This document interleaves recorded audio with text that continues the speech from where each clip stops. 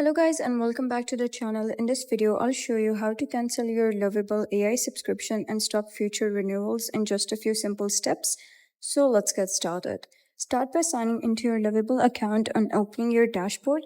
Once you're logged in, you're going to click your profile icon and open settings.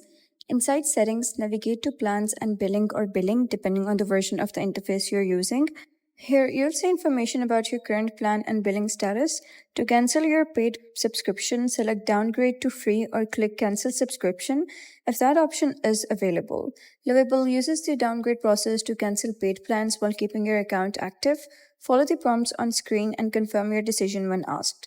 In some cases, you may be redirected to the Stripe billing portal to complete the cancellation process and confirm the change.